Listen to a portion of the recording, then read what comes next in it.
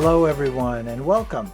My name is Kevin Spire, owner of Inspired Connections, a genealogy research company helping you connect to ancestors. Today I am partnering with the Iowa Genealogical Society for this presentation of Beginning Genealogy, or as I like to call it, Genealogy Basics. After all, we all need to return to the basics every now and again. This is session number 2 of a 4-part series to help you get started with climbing your family tree. Let's get started.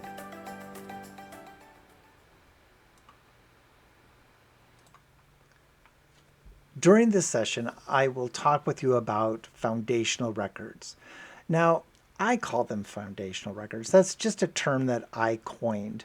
But these are records that help to build the basic and foundational framework around your ancestors' life and their story. If you're not familiar with foundational records, you'll get more familiar with them because you'll be working with them a lot. Let's take a look at what we've got. So with foundational records, the group that I'm going to focus on are census records and vital records and family documents and stories. We're going to start off with census records. Now here in the United States, we have both federal and state census that were taken. Almost all states took a census, and they are one of the basic building blocks for your research. You really want to try and locate your family in every census possible. And the reason for that is that each time a census was taken, a little bit different piece of information was collected. And by collecting all these pieces, it really helps to build out your family's profile that you're researching. As with all records like this, some of the information can be inaccurate. They're only as accurate as what the census taker heard and understood when they wrote it down. So, there are misspellings, there might be inaccuracies in ages. You just got to be flexible and work with these to see if you're actually looking at the record that you're wanting to find. Also, it happened that families were missed. If they were traveling or away, the census taker would only come back so many times before they had to move on and finish their work. Number 3 on the screen is probably the thing that I struggle with the most, and that's handwriting. Boy, these guys didn't get a lot of marks for penmanship, and some of them needed some practice. And sometimes it's pretty hard to read, or it's even faded because of the age of the documents. You just got to work with what you've had and try to do some detective work to figure out what you've got. Also, know that if you're working with a transcription, that there can be inaccuracies in there, especially in indexes. If you're performing a database search, that means you are searching against an index and someone had to type that name in. And if there are misspellings, then you might want to alter your spelling of that last name. It's a really good idea to have a little list of alternate spellings on names that you can try when you're doing your searching. All right, let's take a closer look now at some federal census records and what we can find in them. The federal census in the United States has been taken every 10 years since 1790. Now, unfortunately, the 1890 census was destroyed in a fire in, I believe it was 1972, it was destroyed. And the population schedule is pretty much gone. There's some little scraps, but there's nothing there, unfortunately. Privacy laws keep these closed from the public for 72 years. So the most current census that was made available to the public was the 1950 census, which was just made available in 2022. When you're looking at these census records, know that they're all organized by state, and then they're broken down by county, and then township, and then to town. And for larger cities or towns, they might be broken down further into wards or parishes or districts, just depending on the structure of the city. Earlier records from 1790 and 1840 gave some pretty limited information just the name of the head of the household, and then the number of males and females in various age groups with a count for slaves. It's not until 1850 and later when we finally see a name for each person in the household and then the different questions that were asked. So let's take a look of an example here. On the screen, I have for you a federal census from 1810. I'm going to make this just a little bit bigger so we can look at it up close. And you'll see that we've got a plain piece of paper with lines drawn on it. This is not a pre-printed form, so you're kind of at the mercy of the census taker in the data that was collected and how it was organized. But the structure's pretty much the same. Looks like we've got the name of a county followed by the name of the head of the household, which says Alcorn James, or James Alcorn. And then we have these columns with counts in them. And then finally, it looks like a comment field over the side. It looks like maybe we were collecting the name of occupation. I see a wagon maker, a hatter, some other occupations. Now you might be wondering, how do I read these columns? There's no column headings. Well, I've got a tip for you. In the handouts that I've provided, there is a sheet that just lists column headings for different U.S. Census records. And I'm going to bring it up on the screen here. Let me slide it over. There we go. And you can see on the sheet, we've got these census headings grouped by years. And we know that up above, we're looking at the 1810 census. So let's look at what we've got for 1810. And now we can read what we've got. We have a column for head of family, and then we have a section for free white males under the age of 10, 10 to 16, 16 to 26, 26 to 45, and 45 and over. And then we have a section for free white females, the same age groupings. Finally, a column for all others and a column for slaves. So if we look at our James Alcorn that's at the top of the screen here, we see we have a 1 in what is the 1, 2, 3, 4th column, which it looks like that relates to 26 to 45. So we have a free white male somewhere between the age of 26 to 45.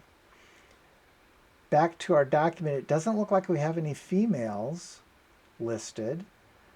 And in this final column, or almost third to the last column where we have all others, we have a number of 1. So it looks like James Alcorn was living by himself. And then we have a slave count of 2. So that's, if this was your ancestor, this is what you would know about James Alcorn at that time in 1810. Let's take a look now and fast forward a little bit to 1880. Now, this probably looks a little bit easier to read. We've got a pre-printed form with a lot of columns on here. Let's zoom in and take a look at what we've got. All right, so I'm going to walk through an example here, and let's just say that this second family down here is your ancestor that you're researching. The name looks like John Krolik, comma John, obviously. And we have a column for color. He's white, and he's male, and he's 50. All right, so far we have a name. We know he's 50 years old in 1880. We can do a little quick math and know that he's born about 1830 at that point. Move on further, we see that he is married, and his occupation is listed as farmer. If we go further over to the right, we have columns for health, as far as if he's blind or has some other ailment. Also for education, like cannot read or cannot write. And then finally, we have some columns for place of birth. We're seeing Bohemia for him. And place of birth for his father and his mother, both listed as Bohemia. So we've gotten quite a bit of information about John Krolik on this 1880 census. And now we can do the same thing for his wife, who is Katie, that is listed underneath, seeing that she's a white female, age 55, and she's keeping house. And she's also born in Bohemia, as are her parents. So, some good information there that you can add to your family history if this is the family that you are researching. One more example. Let's take a look at the 1900 census. Now on here, I kept the top banner of the page so you could see that we're looking at the state of Indiana in Sullivan County, and we're in a place called Curry Township. We also have a date that this was enumerated on the 18th day of June 1900 by a man named Charles Lloyd. And if we zoom in again, let's walk through an example. Let's say that this big grouping right here is your family that you're researching. Samuel McGarvey, it looks like. Samuel D. McGarvey, head of household. He's a white male. Oh, look, this time we have birth month and birth year. Nice. We can get a little more specific. He's 53 years old, and he's married. And then we have a column here for how many years have you been married, and he's showing that he's married 27 years. His birthplace is Indiana. His father was born in Ireland. His mother born in Kentucky. There's a column here for citizenship. There's nothing entered, so he's obviously a U.S. born citizen. His occupation is farmer. And then we have information about his ability to read and write as for education. And then we can go on down the list. We see his wife here. It looks like Aletha, a white female born June 1854. She's 54 years old and been married 27 years. We have a couple extra columns here. This is asking for how many children have you had and how many children are still living. So she's showing that she's had 10 children and 9 are still alive. We also have the birth information for herself and her parents all listed here, along with her education information. And then below them, we've got the children all listed and the information associated with them. So a lot of great information here that you can collect and add to your family history if this is a family that you're researching. So you might be wondering, well, that's great. Where do I find this stuff, right? A lot of these records can be found online at Ancestry.com or FamilySearch.org, and also at the National Archives, or NARA, at their website. And they're free. You do not have to have a paid subscription on Ancestry to be able to view these federal census records. So you can view them there. And some places still have them on microfilm. You know, that's what we used before we had the ability to get to them online. Let's move over and now talk about state census records and how those are the same or different. Nearly all states in the United States took a census, and typically they were in years ending in 5. Now you can find a lot of these records online at the websites I've mentioned in the past, Ancestry or Family Search. If you're wondering, did my state that I'm researching take a state census, and what years did they take a census? You might want to check out this Red Book. You can find this in a number of libraries, and there's also an online version that you can access for that information. So check out the Red Book if you're wondering what's available for state census, and check out what else is in the Red Book. There's some great stuff as far as what other records might be helpful. There's a section for each state in the United States, and it talks about land records and probate records, tax records, genealogical and historical societies that are within those states. It's a really great resource. Now I want to zoom in and talk a little bit about a specific state census. So of course I'm going to focus on the Iowa census. Um, Iowa has partial census for 1840s and 1850s, but the ones that are complete begin 1856 and the final one taken 1925.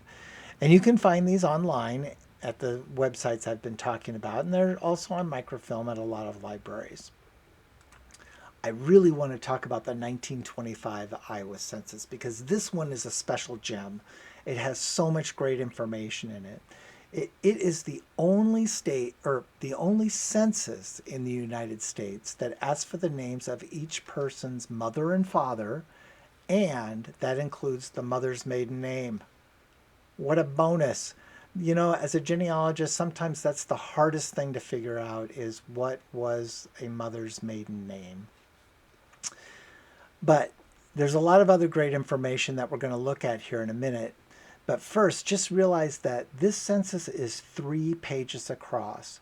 So if you're looking at it online, you're going to want to scroll through all 3 pages so you can pull out all the information that you're looking for.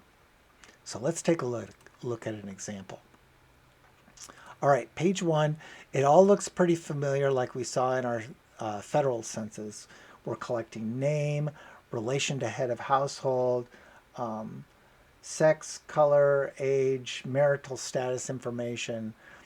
Under this number 5 up here at the top of the screen, it says tenure, which is asking about how long they've lived in the location where they're at today. We go across, we have some columns for citizenship, asking if they're naturalized, and then a section for education and literacy in regarding what the individual completed for education and what they're able to do. As we turn the page and look at page 2, now we've still got the name of the person here, and now we're asking for their place of birth. And then we have columns that are providing the name of the father and the place of his birth, and then we list his age if he's still living at this time. And then we go across and we see the name of the mother with her maiden name, her place of birth, her age if still living, and then their wedding location. We turn the page, we get to page 3, and now we're asking for military information, if they served in the Civil War or the Spanish-American War, etc. And we go across and we're collecting some occupation information, and then finally we're asking for church affiliation. So you can see there's a lot of information we can pull out of here if you're lucky enough to have your ancestor living in Iowa in 1925. It's a great gem that can even take you back a generation or two. All right, now let's move ahead and talk about vital records. Now, if you're unfamiliar with what I mean by vital records, I'm talking about the birth, marriage, and death records that were created within the state to document these events. So while most of the information is pretty consistent between the states, there are some variations. It might be a little different from Iowa to, say, Illinois or Nebraska, but most of it's pretty consistent. You can find them in town and county and state agencies, on microfilm and libraries. You can find a lot of them online at Ancestry and FamilySearch.org. You really want to try and find a record for every event of your ancestor's life. I mean, just like the census records, you're going to get another little piece of the puzzle to add to the profile of your ancestor that you're identifying. Of course, they're only as accurate as the person that recorded the information. Just like with the census, you know, they wrote down the information as they knew it and as they recalled it at the time they wrote it down. If you're having trouble finding a birth record or marriage or death record, you might have to look to some alternative sources for that. looking towards church records like baptism or burial records, or maybe newspaper announcements or obituaries to help you piece some of that together. Now, of course, again, I'm going to focus in on Iowa vital records. Know that every state in the United States might handle these a little bit different, but this is how Iowa manages their vital records. So, records are first recorded at the county level. The birth, the marriage, or the death occurred. We went to the county courthouse and reported it. And then a copy or the original was sent to the state. Official registration was deemed required by the Iowa legislature effective July 1st of 1880. Now I'm going to tell you that many counties were slow to comply to this. It didn't always happen right away, but July 1880 was the date when we were all supposed to be doing it.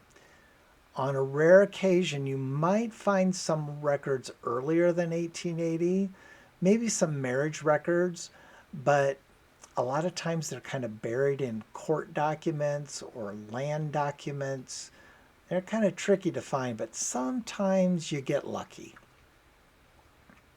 By state statute, the vital records are closed to the public at the state level till after 75 years for a birth or marriage event, or 50 years after a death event. So at the state level, you are not able to view these records publicly until after those times have expired. However, if a copy still exists at the county level, you might be lucky and be able to get it a little bit earlier. Also, for a long time in Iowa, we did not have original birth records available to adoptees. But as of January of 2022, the law changed, and now any adult adoptee who's aged 18 years or older can apply for a non-certified copy of the original certificate of birth prior to adoption. So I've talked to a few people who have done this, and they've been successful with being able to get their original birth record prior to adoption. If you want to know more about this, I'd suggest you go to the website for the State of Iowa Department of Health and Human Services to find out how to complete the request and what's required in that process. Okay, we're going to take a look at some examples here. Now, what I've got on the screen is a register book of marriages. This is not a vital record. This is not a marriage license. This is a register. But often you can find the same information in these registers, especially when you can't find that actual marriage license.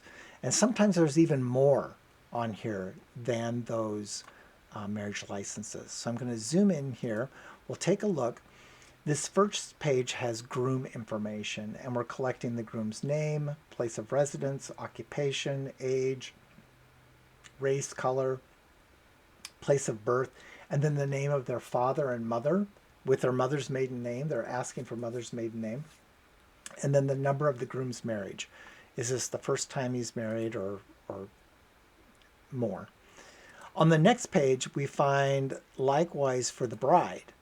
Her name, her maiden name, if a widow, place of residence, same thing, age, place of birth, name of father and mother. And then finally, where and when were they married, who are the witnesses, and by whom was it certified? So a lot of good information here on these marriage registers. And I find a lot of these, especially in the Midwest, in Iowa, Missouri, Kansas, Nebraska. Now, on your screen here, I have an example of an actual death certificate. This one happens to be for the state of Missouri. So I'm not going to go through all these fields because there's quite a bit, but you can see that we've got their usual residence address as well as the place of death, name, sex, race, birth date, occupation, name of parents, were they in the armed forces? Of course, the cause of death is listed. Um, and then we also have the cemetery or maybe the funeral home that took care of the deceased body. So, again, a lot of information that can be pulled off of this death record um, when you find them. Now, in comparison, here we have a death register for Alameda County in Iowa. And, again, if you're having a hard time finding that death certificate, you might have to rely on this type of a thing. And, there's some really limited information here. We only get the name of the deceased, their sex, age, occupation, date of death, and then their marital status. And that's it. Quite a contrast compared to that Missouri death certificate. But at times, if you're unable to get that death certificate, you might have to work with this. Okay, let's move on and talk now about family documents and stories. And what I'm talking about here is just all the other valuable odds and ends that are clues to your ancestors' lives. Family histories, family Bibles, letters, scrapbooks, diaries, school records, awards, funeral cards, photos, so much that can be tucked away on the top shelf of a closet or maybe in a basement or an attic of an ancestor or, excuse me, of a relative or maybe your parents' house. Um, these things have so many valuable clues on them that you can pull out and add to your collection that you're building for your family history.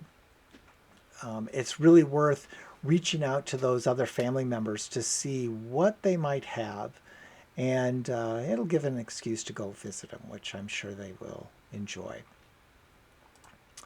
Also, you might find some of these published family histories on the shelf at the library. What I'm talking about is sometimes you see these hardbound books, and I'm just going to use an example and say the book's called the the Smith County of Johnson, excuse me, the Smith family of Johnson County. Um, and it looks like maybe it was published around the 1920s or the 1910s. It looks pretty old. Just because it's old and it's published in a hardbound book, don't take it at face value. There's probably some good information, and if you can leverage it as part of your family being connected to someone in that book, check it out. See what they have, but you still want to verify the information yourself for accuracy. There are published pieces out there that have many inaccuracies in them, and there's no point in propagating that going forward. But if you do find something valuable in there that you want to use, don't plagiarize someone else's work. Give them credit. Make a note where you collected it, and let others know where you collected it because they might like to go and check that book out also. Where can you find these? So, in your local library, you can find them in genealogical libraries like the Iowa Genealogical Society. Historical societies have them. Um, Family History Library in Salt Lake City. They also have a number of digitized books that you can search for free, as does Google Books, has many digitized books that you can browse. And if you just do some Google searches for historical books of an area, maybe you're looking for the history of Johnson County 1900 through 1920. You'd be surprised. You might find some valuable resources that way. And then there's also some of those unpublished family stories. These have some great information in them too, and they're worth documenting. I'm talking about like oral histories, talking to those elder ancestors that are still with us, understanding what they knew about your ancestors, what experiences they had with them. What about family traditions? That's another great thing to document. What I mean is, like, did everybody get together at grandma and grandpa's house for the holidays, for a holiday meal? Maybe there's some other family tradition. Maybe you always did a summer vacation every year and the families got together to do that. These are great things to document for yourself and for future generations, all of these collected memories. So there's a number of other types of records to consider when researching your family. And I've got quite a few of those showing on the screen right now, like passenger lists and naturalization records, probate records, city directories, cemetery records. We're not going to have time to go through all of that today, but if you want to know more about these, check out your genealogical society. Sometimes they offer classes on these topics of how to work with these records. And another great resource is to look at YouTube.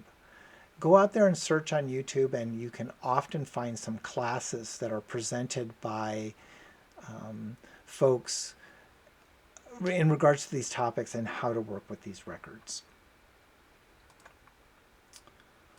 Okay, thank you so much for joining me today as we review these steps of genealogy basics. Be sure to check out my other sessions where I talk about some of the key and foundational reasons for doing your genealogy research, also looking out for common mistakes and pitfalls, establishing good work habits, and organizing your research on paper or on computer. For now, good luck climbing your family tree.